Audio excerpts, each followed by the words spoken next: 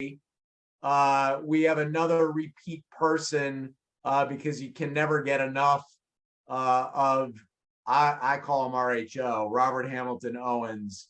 You know, I'm not going to describe all of his achievements because it would take way too long. I would just really encourage you guys, buy this book, Beyond Average, that Robert wrote a few years ago. It's absolutely unbelievable. I love this cover quote. Joe DeSena from Spartan said, "He's the fittest and mentally toughest 66-year-old in the world, period." And that was 5 years ago.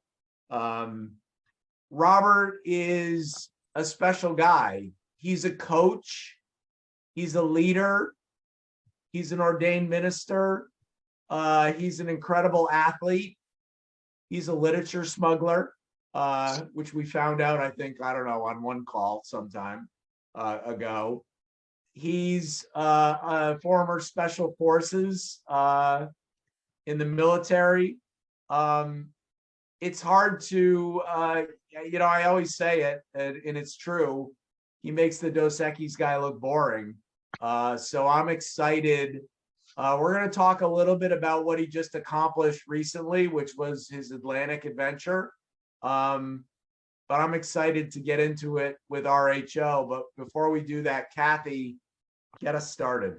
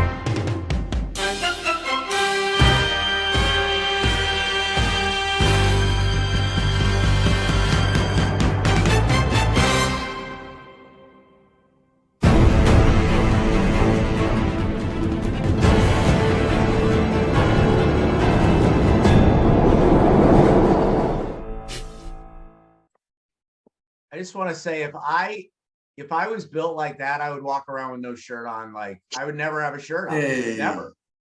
Ever. Come on. Why would you? Robert, welcome, Sir. my friend. Thank you. Thank you. Good to be here. Is it good to be back on dry land? Took me about a month to get my head back. It's like I had to hold on to things for a while. It's nice to be back on dry land. So we're going to get into a whole bunch of stuff. And just for people that are new, Robert and I are going to chat for about maybe 30 minutes, 20 minutes. Then we're going to open it up to you guys. So if you have a question for Robert, just say in the chat, "I've got a question." You don't have to write it out. Kathy will tee you up and you can ask your question directly to Robert. Tell us a little bit about this Atlantic adventure, because I don't think everybody knows about exactly what it was that you accomplished at 71, which I think, I don't know what the makeup was of the crew that was with you, but they were a lot. Tell us a little bit about that adventure and some of the lessons learned. Yeah. Outside of America, ocean rowing is a sport. And so rowing is a huge sport in Europe, especially. And they have rowing clubs of like 800 people. And so when they graduate from like collegiate or Olympic rowing, the alumni want to stick around and do stuff, and they get bored. And so they can either keep rowing in those long, thin boats like you see in the Olympics. Many of them take off and just get into ocean rowing. And there's more adventure, and you can do that at any age. And so there's something called the Talisker Whiskey Atlantic Row. Talisker Whiskey is a Scotch whiskey, and they sponsor this thing. And it's been going on for quite a while, where guys get in the Canaries, and ladies, different teams. They have solos, they have pairs, they have fours, and they have fours with 5 people to rotate. Anyway, they take off in the Canaries and they row across the Atlantic. And They come over to Antigua in the Caribbean. So there's 6 oceans, and people row all 6. So this is the Atlantic one. Coming up in May is the Pacific, and that's from Monterey, California to Honolulu. It's only 30 days. And so you can row the Indian, you can row the Atlantic, all these guys line up. So I was on a boat that was different. I was on a boat that was a 12-person boat. So we didn't do the race because there was nobody to race. And so we took off about 4 days before they took off, same place, go to the same place, just get out of their way and get going. And it's not for the lighthearted. It's, as I may have said in that video, the promo thing was like, these are lake, river, estuary rowers. 9 of our 12 guys had never been in the ocean before. And so it got, it was sort of big eyes. By the 3rd day, we had 3-story waves breaking on us, and people's eyes got a little big. And we had 5 guys throwing up for the first 3 days, just rowing and puking and rowing and puking. And we got going, and then the other 43 rowboats of the Talisker Whiskey Group came, and they got caught in the storm after us. 3 of those boats capsized. One of them broke in half, and these guys are floating out in the Atlantic. There's no follow-up boats, no support boats. You're on your own. There were some guys floating out in the Atlantic, and some freighter came by and saw them in their life raft and picked them up and said, "I guess you're going to go with us." And so we heard them sort of maydaying behind us, like, "Oh yeah, they got in that storm too." We were fortunate we got there in the storm before it got really bad. And you take off, and you row 3 hours on for our boat, 3 hours on, 3 hours off. You row an hour and a half on port. So if you see an Olympic boat, you see the guys, it's a port starboard like this. And our boat is wider. It's made for stability. It's got cabins on both ends, like a pup tent, with solar panels on both sides where you make your own electricity and make your own water maker, desalination. And then you have a port, and then you have a walkway that's probably about a foot, 14 inches wide. Then you have the starboards. So you row an hour and a half on port, then you scoot over to an hour and a half on starboard, and then you go in and you take your break. And the longest sleep that I had was maybe 2 hours, hour and 45 minutes. So you row for 3, you're off on for 3, off on, off on, off on. So you row 12 hours a day, and you have 12 hours off. And the off time, you got to clean yourself, get the salt off you. You've got to cook your food. You've got to dry out your clothes or do whatever you're going to do with your clothes. And then you got to find a way to sleep. And so if you got an hour and 45 minutes in your 3-hour break, that was a big day.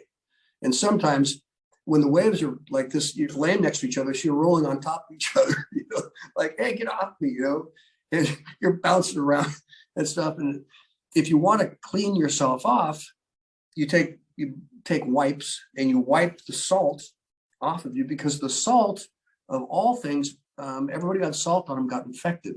So if you had a cut of any sort, instead of in the Pacific, I go out here to surf or something, and I get all the sand stuff, get in the sun, and I get well. In the Atlantic, for some reason, everybody got infections. So if you got cut on your hands, cut on your feet, or cut on your butt, and you say, "Well, how does a butt get cut?" If you stick your hand in a thing of water, it comes out all wrinkled and pink and soft, right? Well, if your butt's wet for 12 hours a day and you're rowing, all of a sudden the skin on the bottom of your butt begins to peel off. Or you get boils, or you get ingrown hairs, or something happens. And so we take antibiotics, because once your hands or your feet or your butt gets infected, then you have fevers. And so guys were out of commission, laying there with 102, 103 fevers, because their butts were so sore and infected. And so you have to wipe yourself again every 3 hours. You get out and you get that salt off, and then you rub a cream on you, antiseptic cream, to try to stem the infections on your butt. So the other day, my wife goes, "Your butt really looks ugly." And I go, "How many did I have?" Because I had all these sores on my bottom. And I've been over there today, and she counted 24 purple spots that were infected on my butt. And all right, so, Joe, that is true love. Just so you know, that's true love. Her taking a picture of it. But you're with these guys, and everybody's got their feet stuck on the ceiling. They're trying to rub cream all over themselves, trying to get some air so they can dry out. And so your feet get infected, or your hands get infected, or your butt gets affected. And then you have a tough time doing your row. So there's three parts to this. There's the mental game, there's the physical game, and then there's the relational game. And the relational game is people change under pressure. You know, you can sit in a bar and have a drink with them and say, hey, it's going to be a great day. And you get them out there and they get an attitude. They get an attitude because they haven't had any sleep and they're infected, and somebody pisses them off out there. And they just become to eat each other. It should have been a reality TV show to watch these people transform under the pressure of waves breaking on you, snapping oars, big waves, just almost capsizing. You know, I got thrown out of the boat. We're in this one storm, and there was no moon, no stars, and when you put, you know, your blade, you look at an Olympic blade, it's white or something. When I looked out at my blade, I couldn't see the color of it. It was just dark. You couldn't see you had to sort of stick your oar in looking for water because you couldn't see the water. It's just pitch black. And so we hear this noise, and it's like a, ooh, and all of a sudden our boat just goes straight up on end like this. And the guys in the top two seats and the second two seats, they fall out of their chairs, leaving their shoes stuck in the thing. They fall in on me, and I'm on the back, and I fall out in the ocean. And so the waves are probably, you know, 3-story high waves. And I'm laid out in the ocean on a lifeline, and I think to myself, hey man, I paid for an adventure. I got an adventure, and I'll get my money's worth out of this thing. And I'm underwater dragging, you know, going, hey, this is a trip. Water feels pretty good. It's sort of warm. And so the oars are all wrapped up around my legs, and I'm hanging this thing, and they're all going, oh, it's, you know, and I go, relax. Anyway, we get back in the boat, another wave hits us straight up. People can fall out of their chairs. Next wave comes, and there's water up to our heads. The whole boat, the only heads showing. Because we're all underwater. You don't row, just wait for the water to go away. And the captain will look at you and go, you good? And we go, we're good. And the guys are throwing up, I'm really good. and so it's a fun adventure, to say the least. And the thing you don't know is the weather. You know, you can train all you want, but once you get out there, those white caps come in and the wind comes. You know how you do paddling outward canoes in Hawaii, you slide down the face of the wave. Well, imagine doing that for 3 days straight, 24 hours a day, down the face of waves, where you have to get your oars back and slide down that thing and don't know what you're going to do when you get to the bottom. You're going to go straight in the water, you're going to curve the right, curve the left, and the winds are blowing you around. And so did you get back, you start again, this next wave comes, you know, a wave every 15 seconds. You go, boom, boom, and you're just rowing along. It's a trip. It was a fun thing. You know, people say, would you do it again? I go, yeah, if you pay me. Yeah. And you are in pretty close quarters. You're never more than a foot away from somebody the whole time, either next to you, beside you, or sleeping. You're touching when you're sleeping. Yep. So it was interesting. So I think we chatted over the weekend, and we were talking about that physical, you know, relational, all of that, and the mental part of it. And it was interesting when we were, you know, that the most difficult, even though I think the physical seems just insane to me, that the relational was such probably the biggest issue that you had. How much of your special forces training helped you in that regard, the mental and the relational? It was everything. Yeah. You know, like I mentioned, people change, and people begin to say things and do things. And like you take a crap in a bucket, and everybody takes a crap in the same bucket. And the women are taking craps in front of the guys. And where I was sleeping, you know, from me to you, as it looks here, there was somebody sitting on a bucket taking a crap.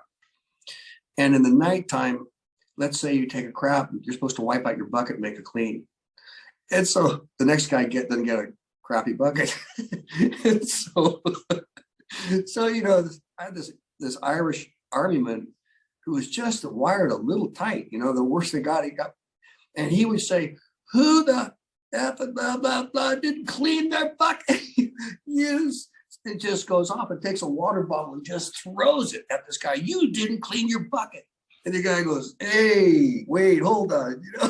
And so there's just dynamics of people that they're so nice on land, but once they get out there, they change. So for me, my mantra is just breathe, dude. So I just breathe, do deep nasal breathing and get a hold of my brain and get a hold of my mind. I mean, like the third day out, I didn't know it was going to be 43 days, but the third day out, this thing's breaking on us and we're going backwards. We're lucky to make 24 miles in 24 hours. We're just going backwards, just getting beat up. And I'm doing this thing for veteran suicide prevention, raising money.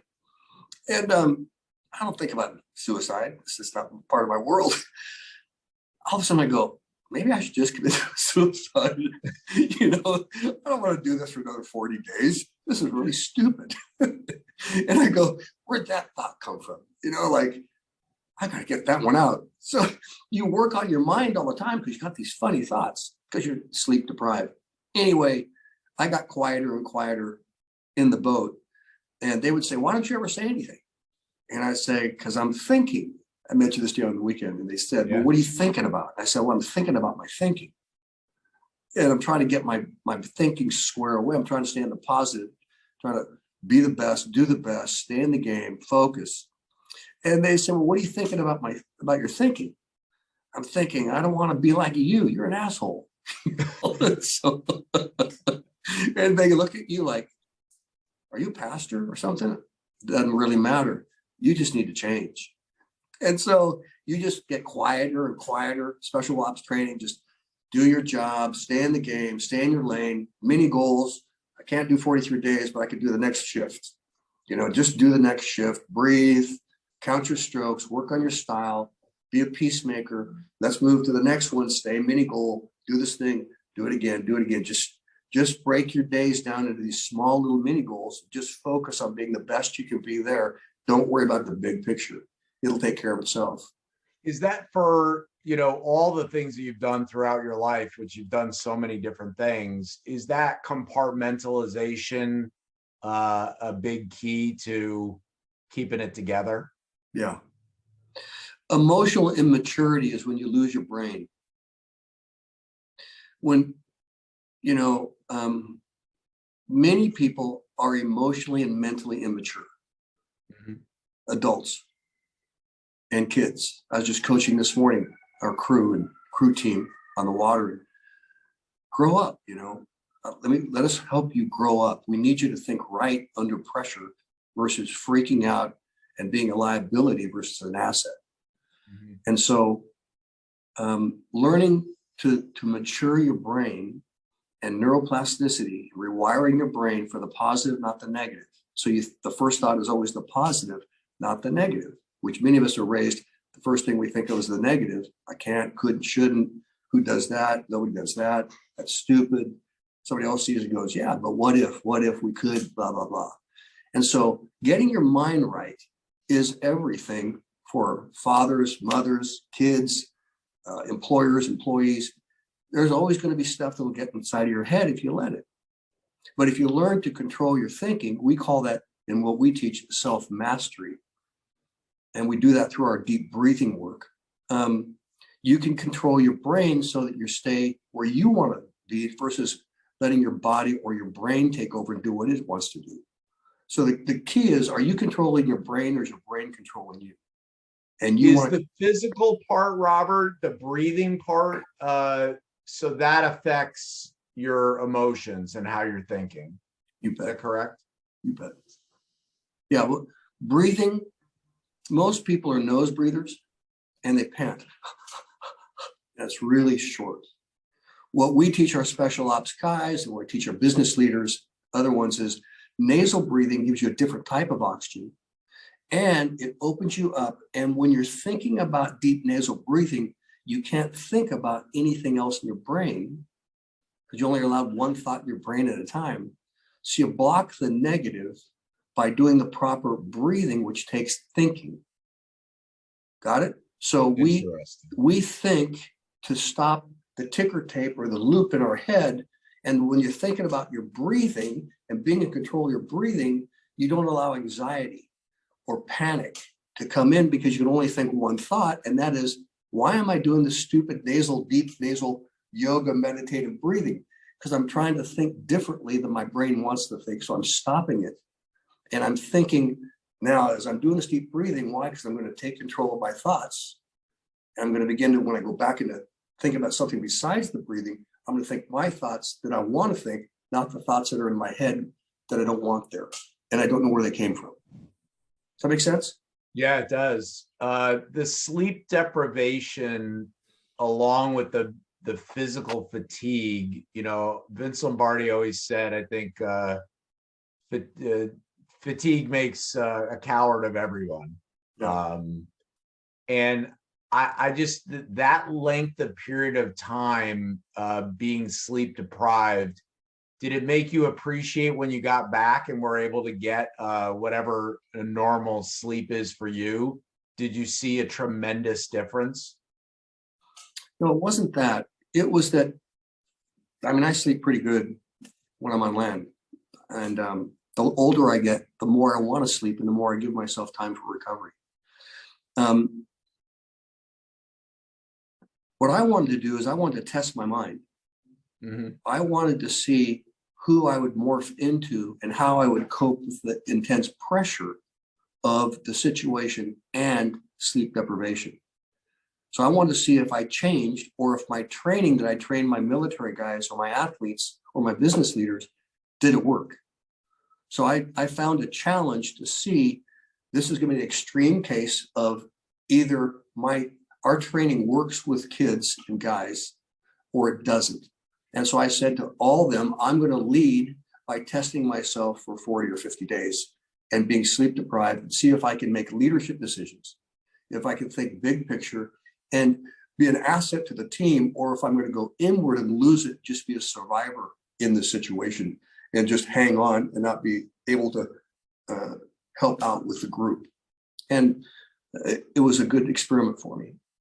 I think it's so interesting that, I think you get a lot of notoriety for the athletic things that you've done, rowing, the world marathon, which if you don't know what that is, Robert, when he was 66, I think, ran the world marathon, which is you run 7 marathons in 7 days on 7 continents.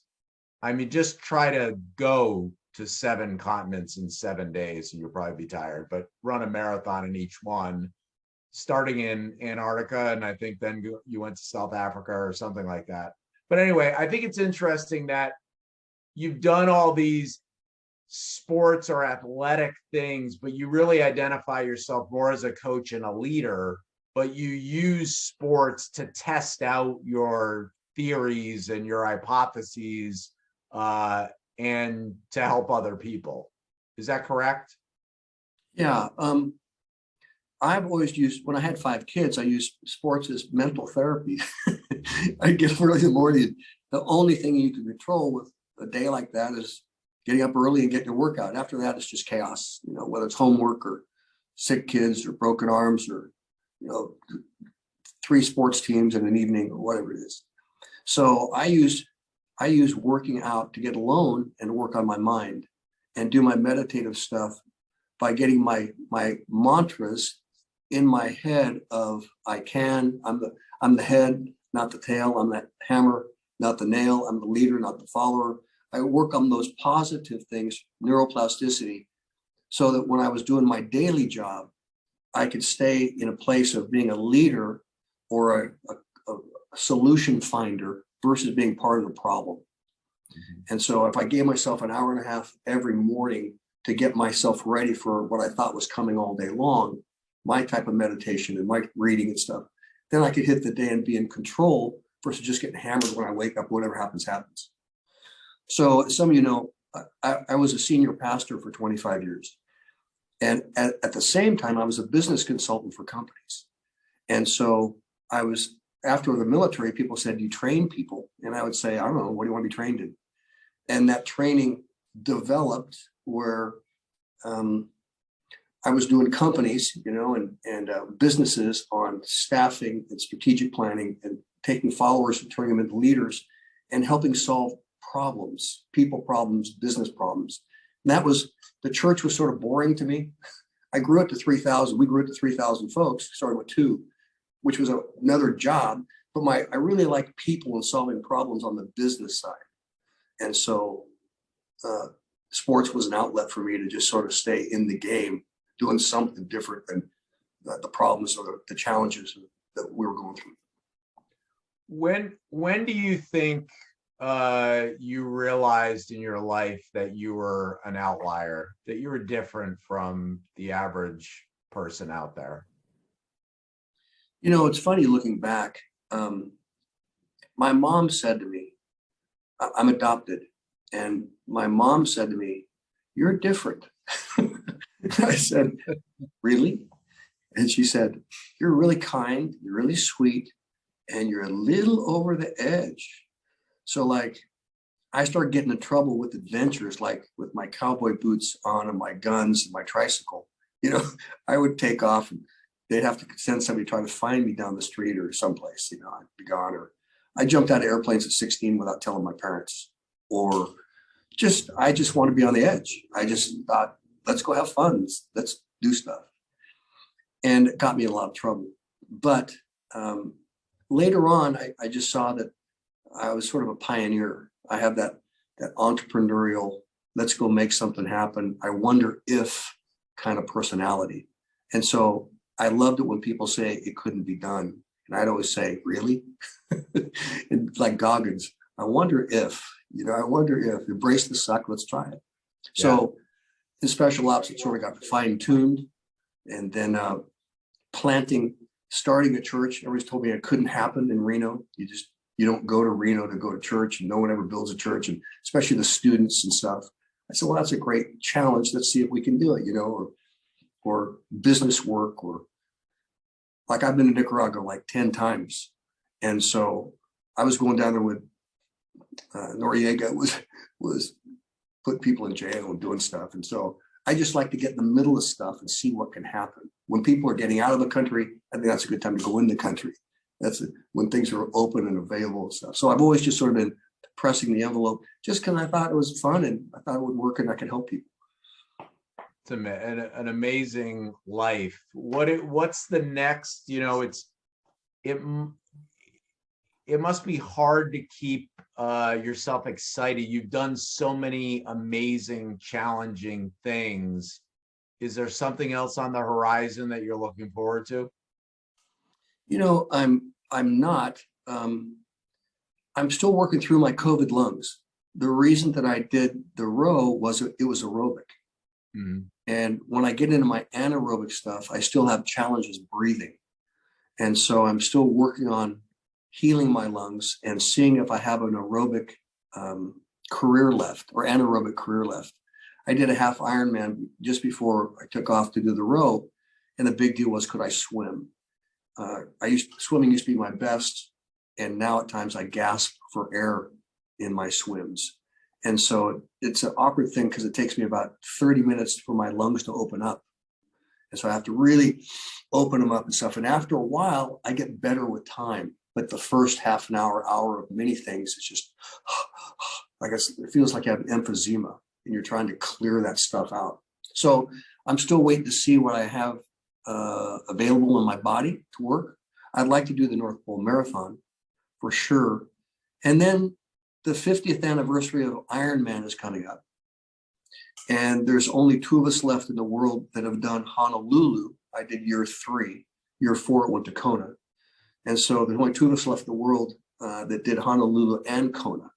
And the other guy is aiming for the 50th anniversary. He'll be 70 something. I did my first one at 27. And then I'm going to see if I can do that. I'll be probably, I don't know, 75 or so. And so that's sort of on the bucket list. I wonder if I could pull off the 50th anniversary of Ironman just for the grins, just to see if I can pull it off. So I wouldn't bet against you. well, we'll see. Yeah, I wouldn't bet against you. Can I just share this? Can I share this one thing? Yeah. I want to do this for those of you that are listening. I want to encourage you. People always say to me, how do you do what you do? Or why do you do what you do? Or blah, blah, blah. And I want you to write this down real quick. There's a way that you can do things. I don't think I'm a super stud. I don't think I'm a super athlete. I think I'm a guy that just keeps sharpening my pencil. You just keep sharpening your pencil. It's amazing how that thing goes from dull to sharp to dull to sharp.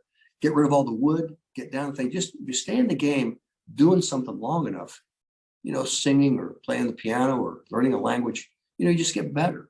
And I'm a guy that's just sort of hung in there as an average guy. But over time, you gain confidence and stuff. I work with a lot of people who fail. And they fail because they haven't planned right.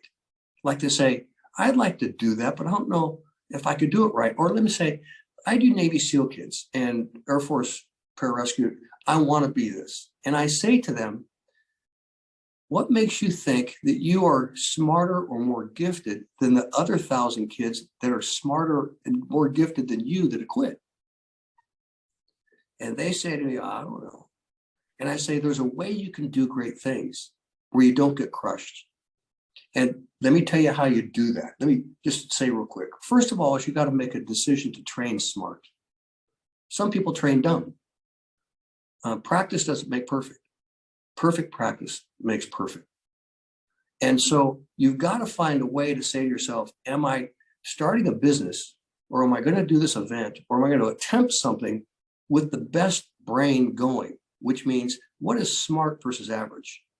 Or what is it going to take to pull this off? So you have to have this thing smart. And then number two, you got to do your research. And before anything that I do a ton of research because I want to know why everybody else has failed doing what I want to do. I don't want to go out there and just say, I'm going to try it. I want to watch videos and read books on every failure, what they didn't know what happened to them because they were smarter than me, they were faster than me, they were gifted than me. Then how can I think about doing this? And so there's something about doing due diligence before you start that new business or you start some whatever it is. So you have some sort of mental game. Number three, you got to get a strategy. And the strategy has to be, how can I do this without fouling out or getting broken? And there's a bunch of things that go into play to get the strategy right. So you implement that strategy in time, it's got to be bulletproof. So that halfway through, oh, I didn't know, and you get blown up. So after you get a good strategy, which you can't do on your own, you have to have somebody help you who knows more than you. Number four, you got to count the costs. And in everything that I do with age, I have to count the cost of what it's going to take to go and be, as we mentioned today, be unbalanced for a season, to focus and be a narcissist. It's about me right now. For this week or this month or this 6 months, I'm going to do this thing that's living an unbalanced life. And that's like starting a business. It's hard to live a balanced life when you have to do everything and it's overwhelming. So the cost is where the problem is, because most people have not thought about the cost that it's going to take to do this relationally. Your friends sign off, your wife sign off, your husband sign off, or they're going to divorce you because you do it. Did you get a financial sign off, a relational sign off, emotional sign off, a mental sign off with your friends and stuff? Because I find, number five, I have to change my friends. And number six, I have to change my thinking. Whenever I'm going to do the next big, great thing, I have to leave people behind because they won't understand me and they'll pull me down and they'll say, you can't, couldn't, shouldn't. Why are you doing that? That's stupid. And you can't try to convert them. You've got to just say, excuse me for 6 months or a year. I just need to not talk to you because I need to think better than deal with the stuff that's always pulling me down. And so the counting of the cost to pay the price to do what you want to do is huge. An Olympian, he's got to focus for 4 years. And some say, you're a little out of balance for 4 years. Well, I got this goal. And we find that if you account the cost and get sign-offs, and you're saying, okay, I've signed off. My wife says okay. My kids say I'm okay. My boss understands I'm going to be tired all the time at work. Blah blah blah. They all say we're with you, we're for you. You have mental peace in the stress versus fighting a war on the outside and then fighting the war on the inside. And most people don't get the sign off, and they blow up in something because they didn't get the boxes checked that this is going to be a clean mental thing versus battling these people and all these relationships who are always saying don't, or why, or you're always tired, or you don't understand, and you're just out there. And then lastly, I have to retrain my mind for every event. I have to reboot the neuroplasticity and begin to meditate on everything that's going to happen to me, so that when I think it through, I think this is going to happen. How am I going to react, and how am I going to respond? So I just don't go out there blindly and say, oh, I know what's going to happen. I'm thinking through. I like on this thing, I watched probably 50 videos of crews that had done the race before me, and watched every single thing when they fought, when they liked each other, when they capsized, when the storms came. I mean, some of these boats, they were locked in their cabin. They couldn't come out for 5 days straight, just being tossed around in the Atlantic, just boom, boom, boom. How would I handle that? What am I going to do? How are the other 11 in my boat going to handle that? What am I going to do with them? And so there's something about, you just don't do things. You get a plan and you work the plan. And when you work that plan, there's a greater rate of success. So it's not like I'm a huge guy that just knows how to do stuff. I've just made enough mistakes that I don't want to make that one again. And so this is what I'm going to do this time to get through those things, so that when I finally get in the game, I'm better off, better prepared to know Antarctic at 20 below, what kind of crampons to wear, or whatever it is. The physical part is okay, but the getting your mind squared away, do your due diligence. It's sad that over 90% of new businesses fail. And why is that so in the first year? Because they didn't do due diligence, and they got in over their head, whether it's budgeting or staffing or whatever it was. They go belly up, and you go, you didn't have to do that, but that was a good learning experience if you learn from it. And many people don't learn from their stuff. And I want to learn because I don't want to suffer any more than I have to. So I do my stuff. And I think that the people listening, if they get a mentor, or if they have friends that show humility, you can ask and bypass a lot of pain if you ask the right people on how to do stuff that you want to do that they've done, and say, what's the one question that I don't even know to ask you? Tell me that thing. I can't, I never thought of that. That's a deal breaker. Thank you for telling me that thing. I wouldn't have thought of it. And if you show humility, get mentors, ask questions, do your research, we can all do much more than we think. And I'm here to prove at 71, it's not that I'm this golden guy at 71. I just know how to do my due diligence better now than I used to. And I'm not overwhelmed the way I used to. And so I want to encourage everybody here, you can do stuff that you don't think, but you got to be around the right people. You have to got to think the right thoughts, and you got to learn the things that you don't know, and get mentoring at every stage, I think. So unbelievably important, and everything you said is just so impactful. I would add, and then we're going to go to questions because I know everybody's got questions. Robert is never a victim. Like, he's never plays the victim card. He doesn't have a victim mentality. It doesn't matter what obstacle is in his way, physical, mental, whatever. And it's just absolutely amazing. All right. I have absolutely no idea how we're going to get all these questions in our time, but magically we always seem to. I think we gotta go. There's only one gold medal Olympian rower on this call. Hey, Joe. From Spain. Joe Jacoby, you have to be our leadoff hitter. Well, it's leading off. I'm in the country where Robert started this journey in the first place. You Tenerife, right, Robert? Right. Yeah. And by the way, I think I saw that the winner of the 4-person event was a Catalan team. Three Catalans and a Spaniard, but they sold themselves as a Catalan team.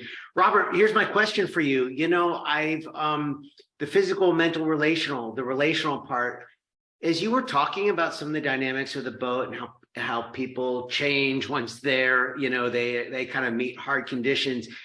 A lot of feelings and stories I've heard about people who climb Everest and kind of say the same thing. Oh, the people change when they get up to altitude, which just got me thinking. I just wonder, when you're thinking about the things that you want to do, is there a balance between I want to do this or I want to do something with the certain kinds of people? Like I think that the people part is becoming a little bit more, I don't want to say like deal breaker, but more of like the first thing.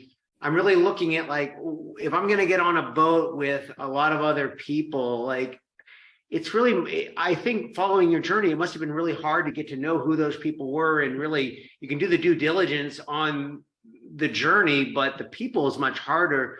How are you thinking about the people you want to do things with going forward?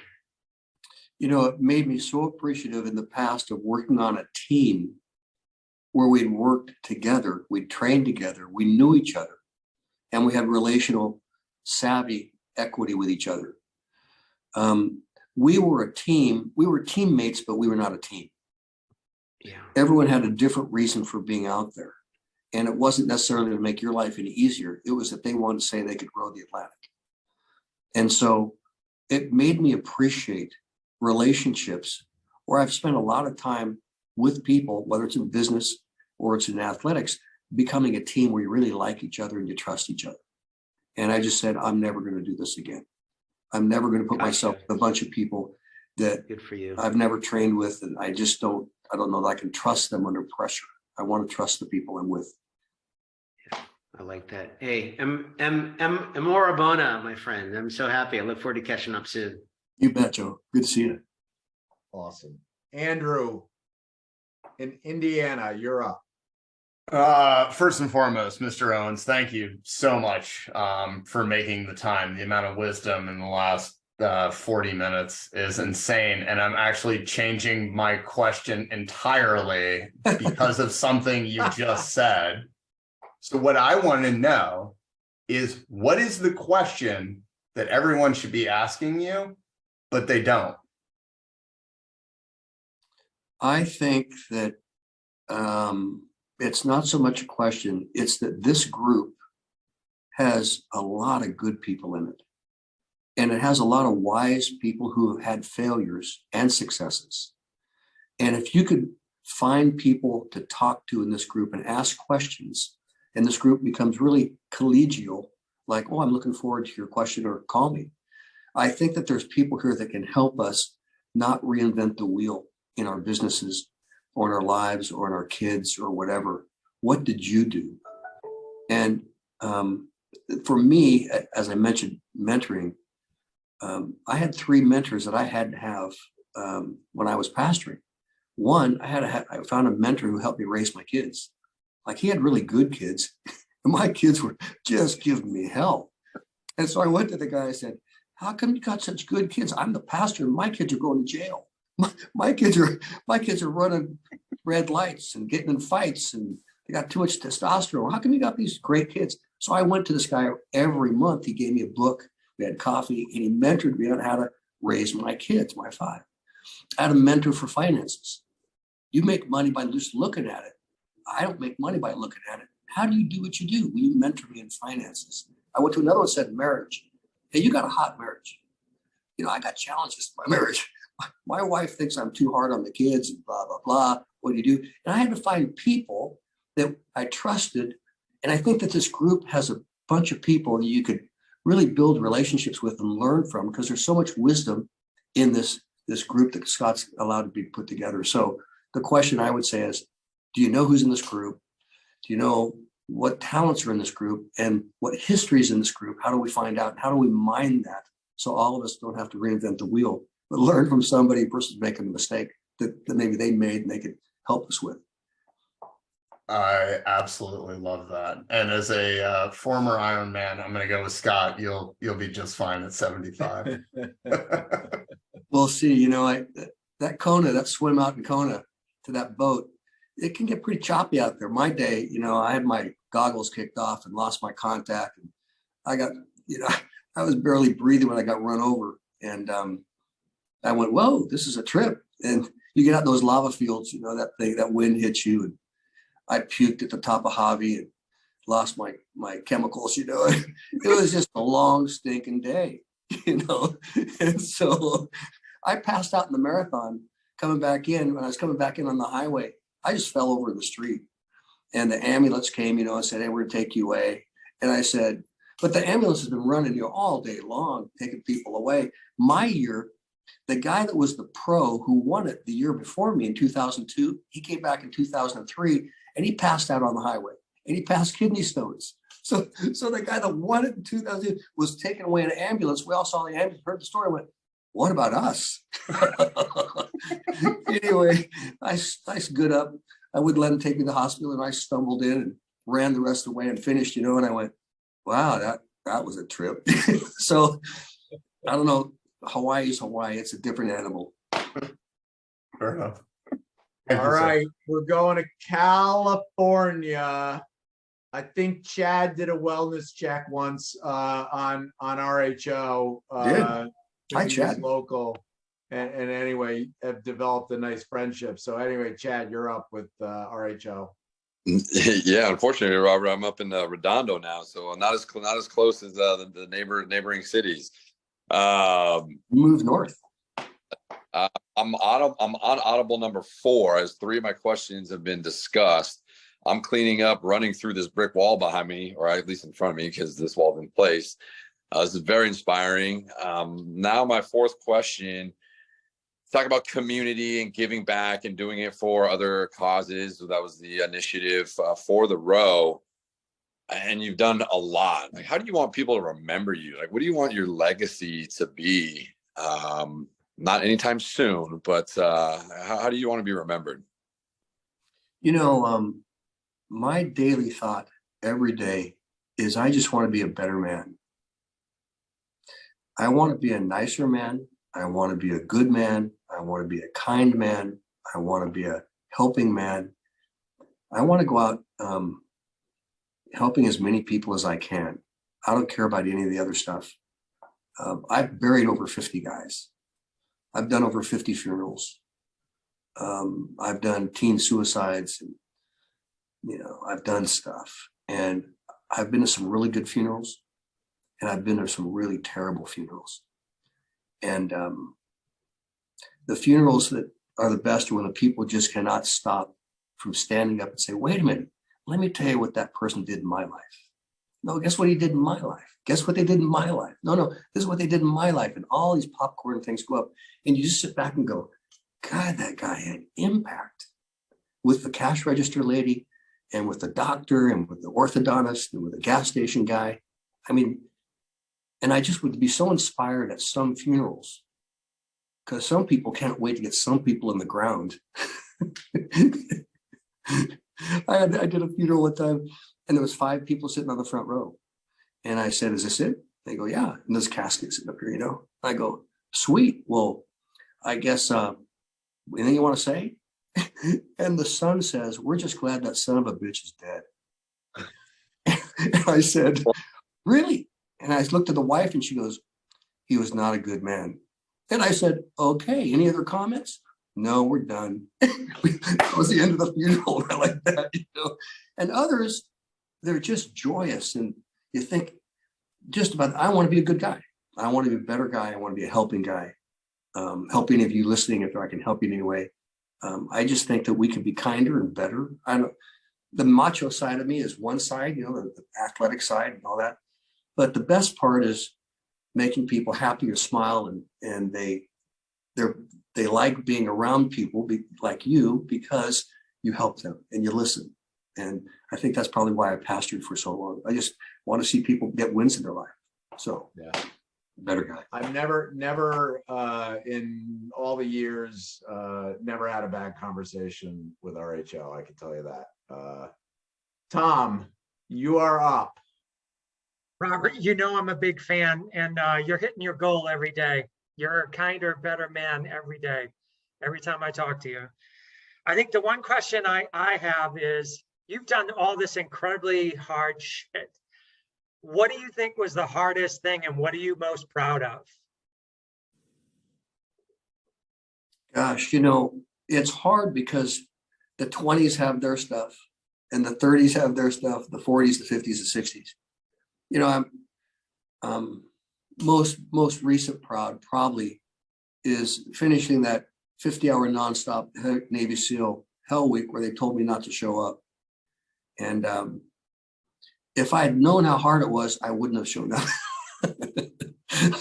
I just thought, I'll do this thing. And then I thought, whoa, what have I got myself into? After the 46th hour, being in ice baths and running up hills and stuff.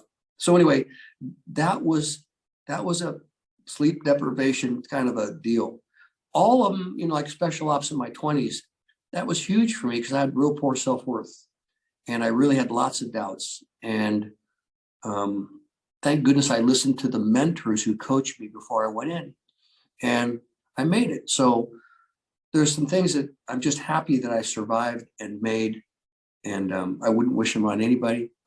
But I'm just sort of glad that I was in the game and able to be in the game, make it. So there's just every decade that I'm really proud of 5 kids. I really love my children and my wife. And there's just this stuff that you just smile when you think about it. My dad, when he was 90, I lived with my dad from 92 to 101. And I took care of him. I put him on a physical fitness plan.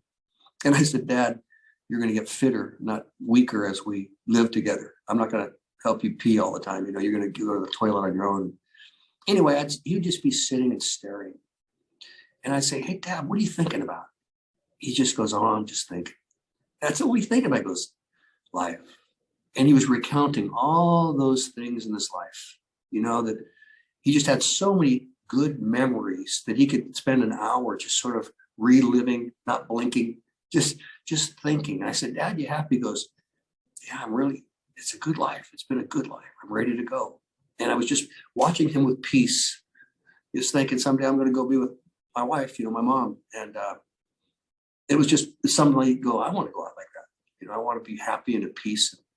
But there's a lot of things I'm proud of, but I think that peace with all those things is the best. Good question.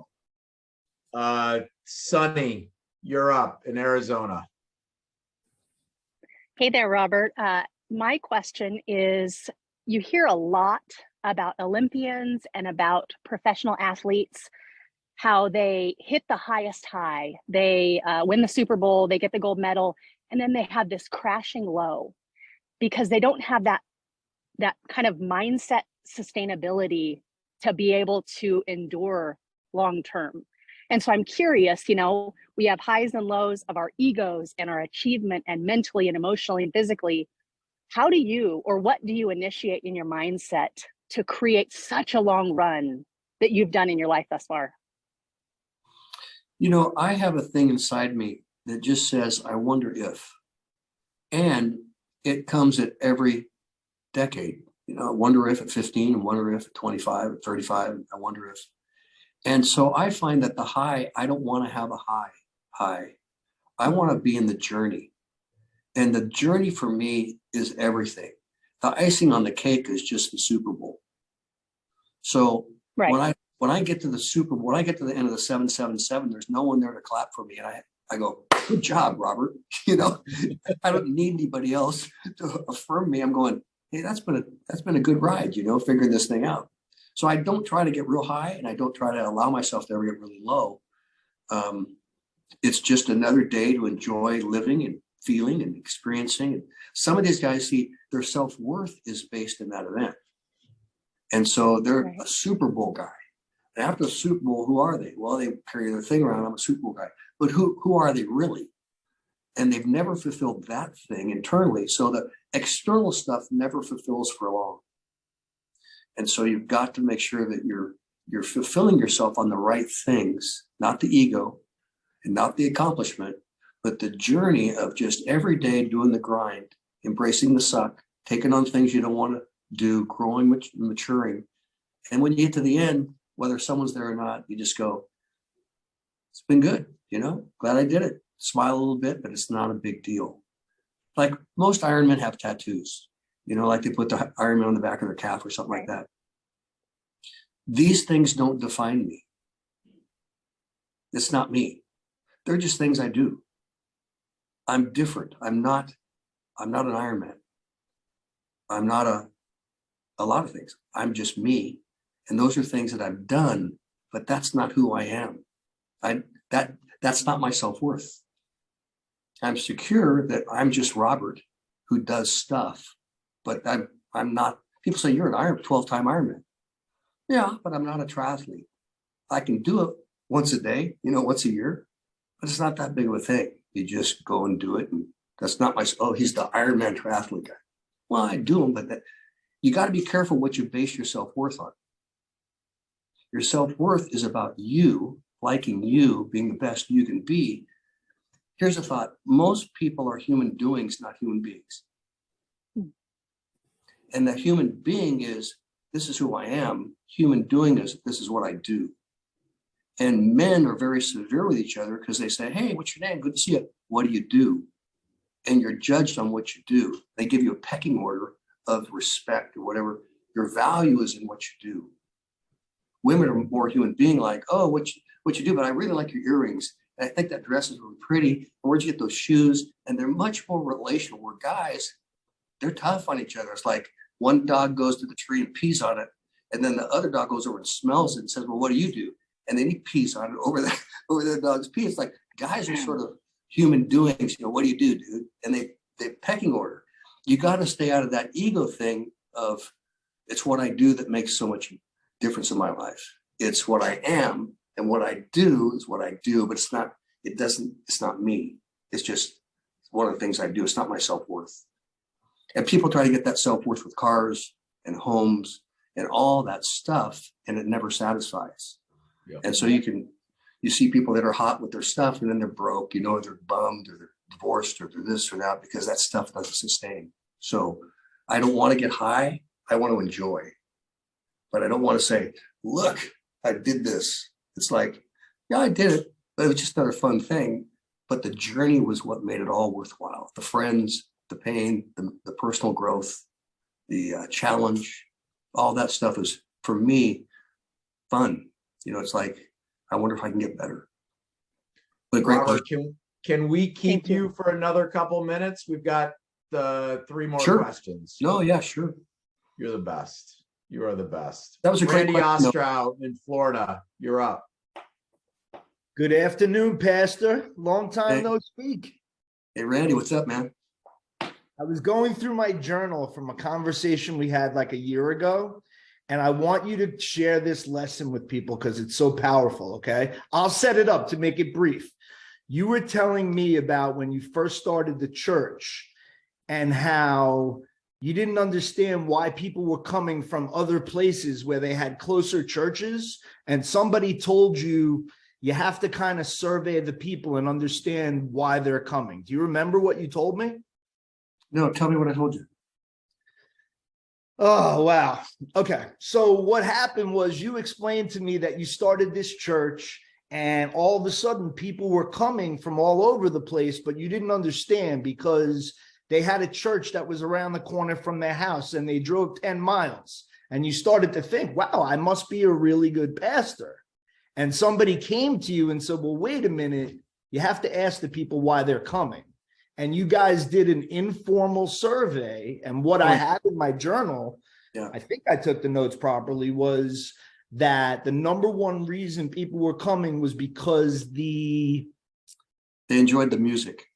That was the number 2 reason you told me. You told me the number 1 reason was because the child daycare that was going on, because there was family members who had kids that were teenagers and it was safe and nobody was in there smoking weed and the people could feel comfortable. And then the second thing was the band Sure. comprised of people of all ages. Yeah. And the third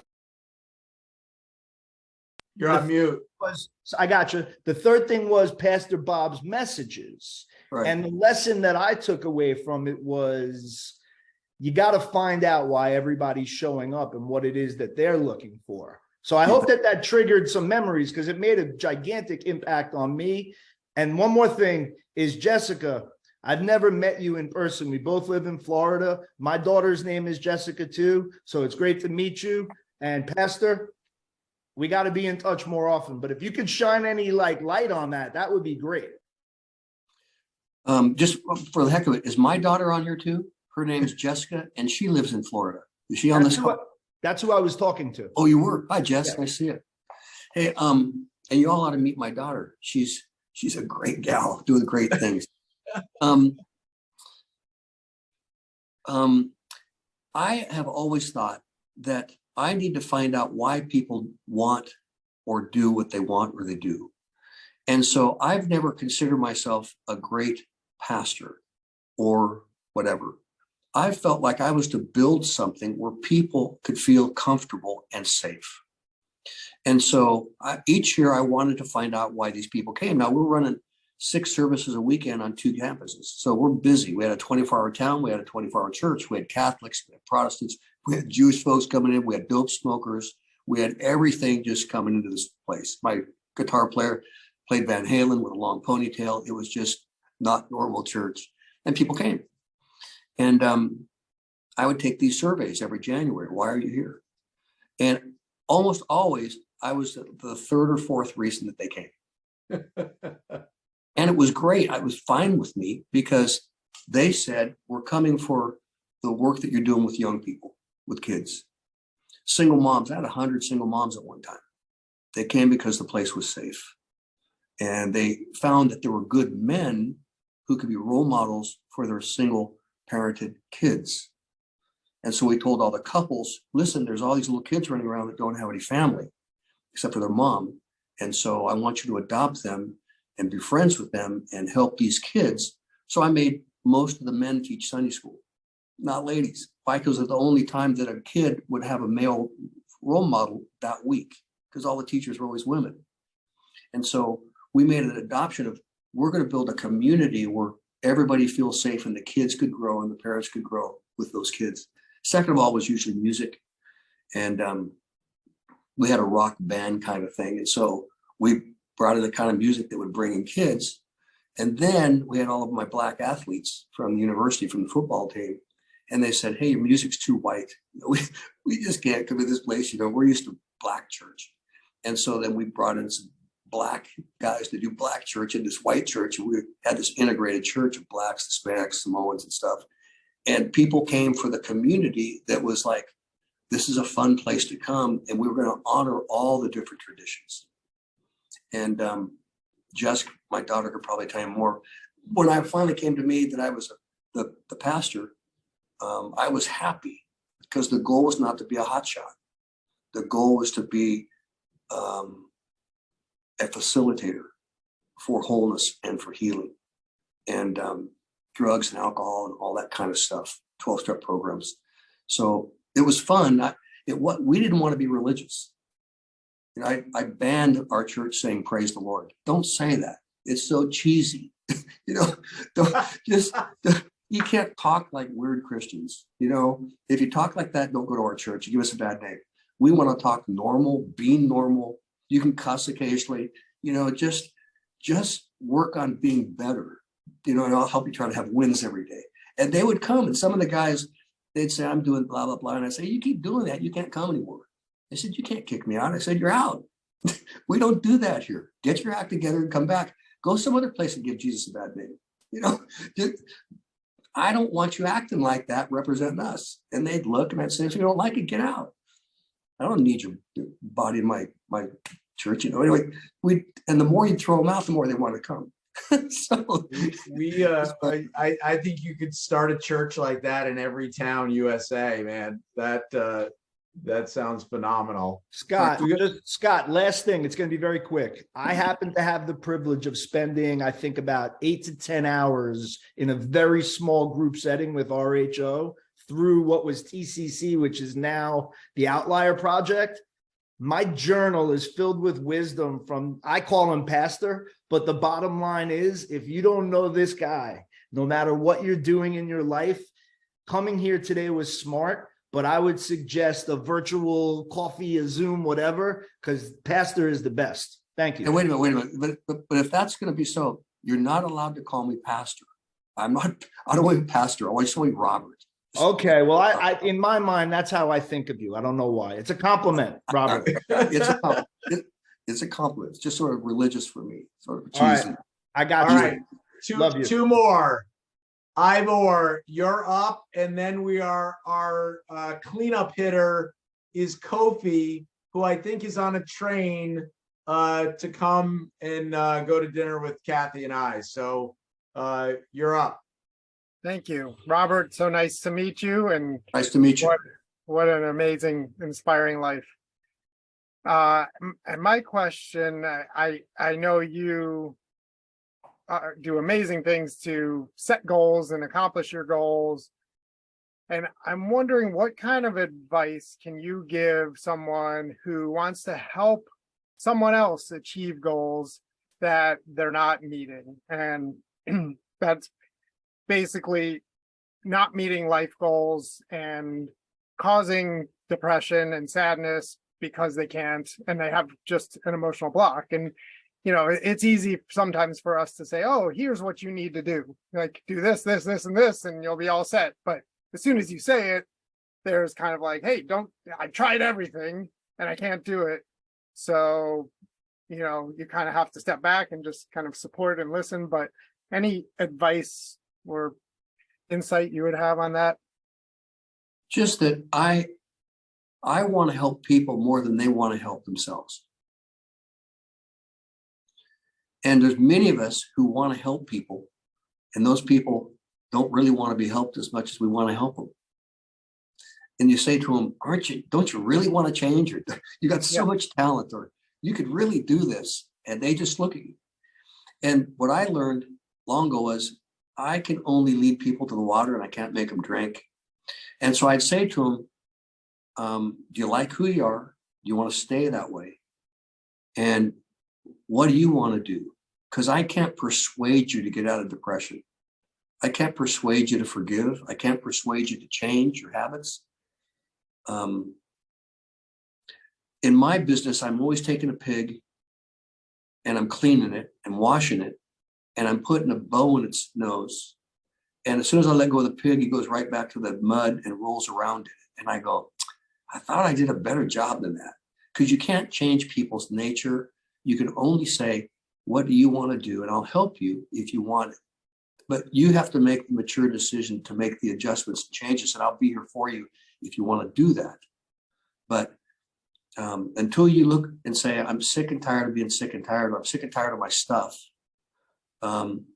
we can't do a lot. Many of us have mercy in our hearts, but that mercy is misplaced when we try to help people that don't want to be helped. And we just get really frustrated. Why can't we, after all this time, make this kind of a difference to help them change it? So a person has to have a why. And they've got to look in the eye and they've got to say, I really, really want to change. And I'll give you an example. My daughter Jessica's on this call. Probably ought to ask her, but we have a son, brother. I left my oldest boy in jail for 6 months on his third DUI. And he said, get me out. I said, I'm not going to get you out. You deserve to be in jail. Some of you have heard this. And he said, get me out, Dad. I said, you're a punk. You're a jerk. You're a punk. You got anger issues. And you deserve to be in jail. You're going to kill somebody. And so you earned it, so you can stay there and suck rocks. And he said, you're not very loving. I said, no, I'm really loving. I'm done trying to help you get your act together.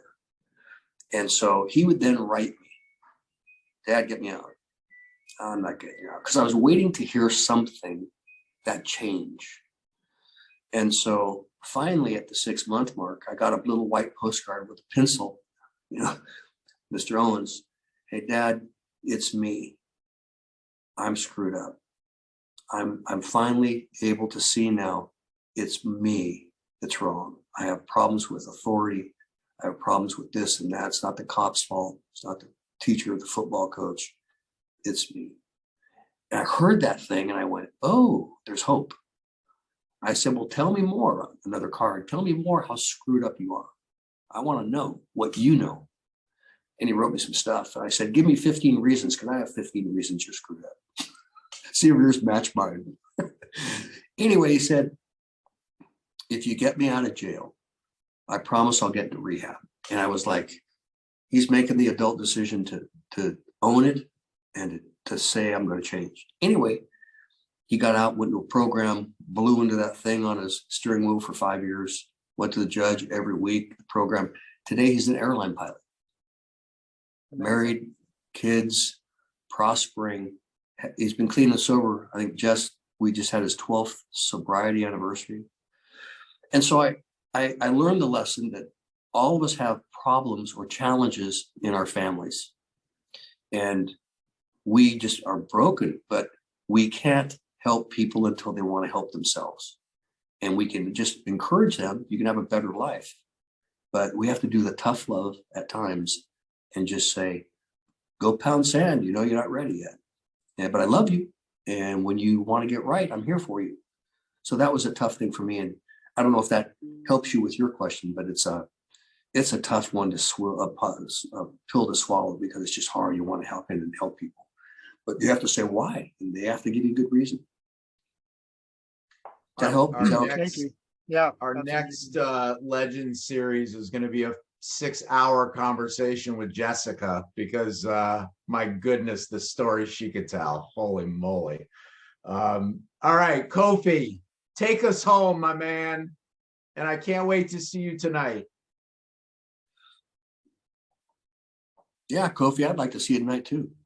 Kofi's, I think, on a train. So No, there we go. I'm not on the train yet. Oh, you're not on the So, train. Kofi, what are you doing? Where are you, Kofi? I just opened the door to a hotel room in New York City. Sweet. Take off that jacket, sit down and relax. Yeah, it's been a long day. I've been on the road since 4 a.m. today. But For those who don't know Kofi, this is our Air Force friend from Yeah. Togo. I was Air Force, he's Air Force. We talk a lot. What's your question, yeah. Kofi? I wanted to ask a question about your perspective on how people end up defining themselves with what they do, but you've already expanded on it a lot. So yeah, you went beyond. Sorry. But Sorry it's really good to be on this call, and I missed most of them, and I'm so happy I was able to listen in this one.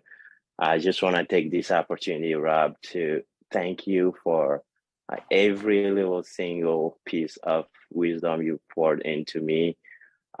Your generosity, your availability and accessibility is just off the charts. And I'm just so thankful, deeply, deeply grateful for being a member of this community. All the ridiculous things that have happened to me the past 2 months is just unbelievable. Scott, God bless you. God bless you all. And may you always, always find the light when darkness comes in. Thanks, Mr. Optimist. We appreciate you. Go have fun in your country. What a way to end. So I also want to thank everybody, all of our international members. You know, it makes this such a cool community. We've got Manola in Switzerland. We've got Joe in Spain. We've got Pete in Nicaragua. You know, and it goes to what Robert was saying before. Like, we've got to take advantage of this incredible wealth of diversity and knowledge that we have in this community, because we really can solve any problem that anybody's having. So lean on the community, get to know each other. I love it when I find out, I try to introduce somebody and they're like, oh yeah, no, I already know them. So just reach out. It's a phenomenal group. Robert, this has been, I don't know, for me, I don't know why. There was a few times I was feeling emotional, very emotional today, and I don't always feel that in these conversations. But I think it's because you're so damn real, and you just say what's on your heart, and the way you live your life is just a beautiful example. And to have your daughter, to have Jessica with us today, like this, guys, this is unbelievable. So thank you for everything. Thanks for being an incredible friend. Yeah, you bet. Glad to be here. Glad to be a part. Glad to be able to help. And again, you guys want to call her. My number is 949-542-9600. Call me and we'll talk. And can we close by just saying hi to Jess? I can't see her on my screen. 100%. Where are you, Jessica? What's up, Jess? Hi, sorry, I didn't. I'm like, no, awkward, don't. All right, Jess, we need like one good story or something. How was it growing up with him as your dad?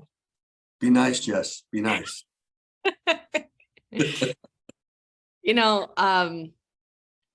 I really have to say that I'm the oldest of the 5 kids, and I feel like because I came in and saw the ramp up of all the things that he was doing, I acclimated to that, and I've always been a big supporter of him and his schedule, his traveling, his why, and the biggest thing that I think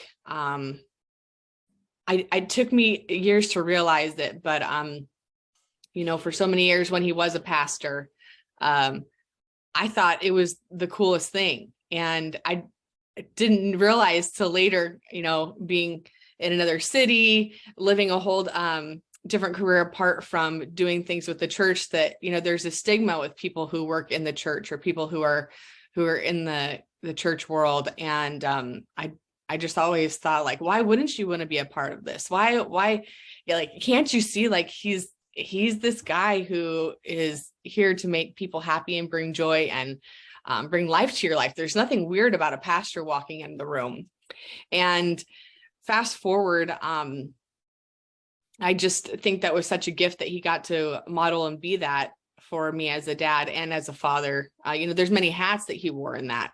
And now with him being phased out of the church and being more in athletics and being more into traveling, world traveling, and all the things he does, I just love how he has been able to pivot and be able to turn the same heart for people that he has now into doing things to raise awareness and doing things that are so outside the box of what people like him usually do as they age, which is usually, pastors kind of sit around, they get sedentary, they get fat, they get lazy, I'm passing judgment because so many guys don't stay active. So many guys don't take all the things that they know, and they don't keep using them to sharpen their skills. They just kind of get a little too relaxed. And so I love that he is someone who doesn't just take life sitting back, and he is a go-getter. And I'm so grateful that I've had a dad who has made it very significant and intentional effort to love well. And he's not perfect. He hasn't done everything right. He'll be the first to say that. I love that he's quick to apologize, but he does the best with what he has. And he hasn't been dealt a perfect hand, but he's made the most of the hand he's been dealt. And it's set a great example for me and for my siblings. And I had so much fun. I'll leave you guys with this, that I got to go see him at the end of the Atlantic row. I flew over to Antigua, and you know, the anticipation of seeing him come, you know, making landfall and getting onto the dock. You know, we're blowing whistles and clappers, and it's a small group of people. It wasn't like the Iron Man. And yet it was so significant because I knew that this, you know, he's not saying it, but it was one of the most significant and definitely the most physically and mentally difficult things he's ever done. He mentions Kokoro, the Navy SEAL, but he looked like a different person when he got off that boat. And he, you know, the sea legs and the hair and the fact that not, you know, like you haven't been around people for 43 days, you're out at sea. It was, he just, I think he had such an appreciation for life and for people. And I saw when he, you know, was coming up on the boat and he saw me and my stomach, it was just like this tears in his eyes where he was just like, I made it. I finished this thing. And I'm so humbled that I made it through this. And it was just a really good next 24 hours unpacking the stories that he experienced and to kind of just see the shift in him, that being out with such a tremendously challenging group of people, that he still fought to keep his head in the right space. And he now has, you know, the physical things left to overcome that he went through with that. And yet the impact that he made for the philanthropy and everything, it really goes beyond him, and it was worth it. So I'm so proud of him for that. And I was glad I was able to experience that. And it was a special thing. I'm so grateful. Thank you for sharing that. What that is so cool to have you on. I don't know how you made it through the butt section of the of this, but you did, and that in and of itself tells me you're remarkable. So He has incredible war wound stories. You know, I'm in Nevada and California, and she goes to Florida State, and I say to her, could you pick a school any further away from home? And she said, I tried to find one as far away from home as possible. I said, sweet, why? I just need to get out of town, you know, go do something else. She did really good. You guys are the best. God, I like coming on. I log on, I watch when I can, and I like being a part of this group as well. And when I get the courage, I'm going to start asking more questions. But love it. I even wrote down some of the questions that were asked today, just because you guys have great questions. And I love the sharp minds in this group. Thank you for letting me be part. Thank you, Jess. Robert, anything we can do to support you?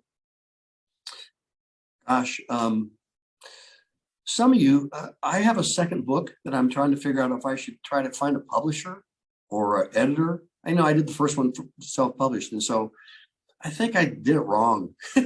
And so if there's anybody who can guide me on what to do on branding, I'd like to be more involved with healthcare. I'd like to be more involved with encouraging teams and stuff, speaking more like I used to do. So if any of you know any stuff like that, I feel like I'm in a ceiling, and I know that people say, why aren't you doing more encouraging or speaking stuff? I say, I don't know. It's after the pandemic, everything's changed. So this new book I've sat on for 2 years and I haven't done a thing. I just sort of look at it. I just thought, I don't know. I need professional guidance in areas that I'm not a professional in. So if anybody has that kind of information, please adopt me and say, do this, don't do that, and help me navigate on through this new thing after the pandemic. Kathy, let's make sure we, Tim Jacobs, Bruce Shutan, and any others that I'm missing are connected with Robert and having conversations. And our new member who's running a fairly big group at CBS, and I think she's always looking for speakers. That could be an avenue as well. You know, it's funny, Kofi, Kofi too, which he had his hand raised, even though he's out on the street. And so I told Robert to reach out to, or that we were going to connect him to Tim and Kofi and Bruce. Perfect. Good. Thanks. Perfect. All right, guys, this was another fun event. So thank you all for joining. And we got some bonus time, which was absolutely awesome. Michael, great seeing you here. And this was a good one to kind of baptize you with. So yeah, absolutely. thanks for joining us. One day in, and geez, this is insane. Robert, so nice to meet you. You're such an inspiration. I can't wait. I mean, one day in, it's incredible. I'm speechless. We've had two legends in a row share their cell phone. So if that doesn't tell you what they think of this community, Agape Strassinopoulos, she said, yeah, contact me. Here's my cell phone. And she said it in a much more elegant way, but I can't do the accent. So anyway, great seeing you guys. I think Kofi's heading to the train, so we're going to see him in a bit.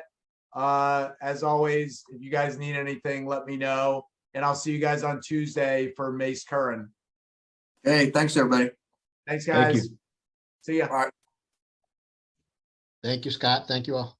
Thanks, guys.